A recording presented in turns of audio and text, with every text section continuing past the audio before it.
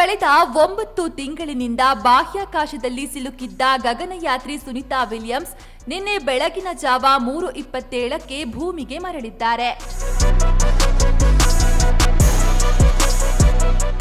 ಭುವಿಗಿಳಿದ ಸುನಿತಾ ವಿಲಿಯಮ್ಸ್ಗೆ ಡಾಲ್ಫಿನ್ಗಳು ಸ್ವಾಗತ ಕೋರಿದ್ದಾವೆ.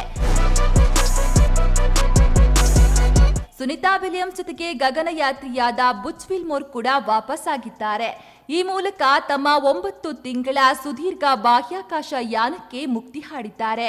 8 ದಿನಗಳ ಪರೀಕ್ಷಾ ಕಾರ್ಯಾಚರಣೆಗಾಗಿ ಬಾಹ್ಯಾಕಾಶ ನಿಲ್ದಾಣಕ್ಕೆ ತೆರಳಿದ್ದ ಇವರು ತಾಂತ್ರಿಕ ದೋಷದ ಕಾರಣ ಬಾಹ್ಯಾಕಾಶದಲ್ಲೇ ಉಳಿಯಬೇಕಾಯಿತು.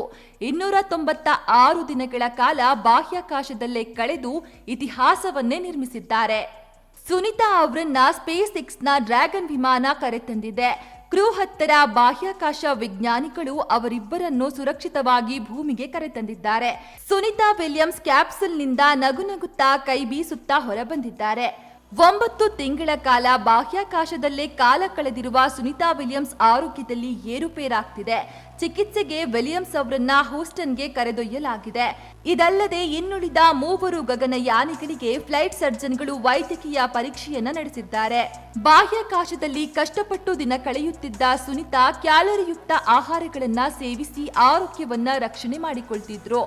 ಮೂಳೆ ಹಾಗೂ ಸ್ನಾಯುಗಳನ್ನ ಬಲಪಡಿಸಲು ದಿನನಿತ್ಯ ವ್ಯಾಯಾಮವನ್ನ ಮಾಡುತ್ತಿದ್ರು.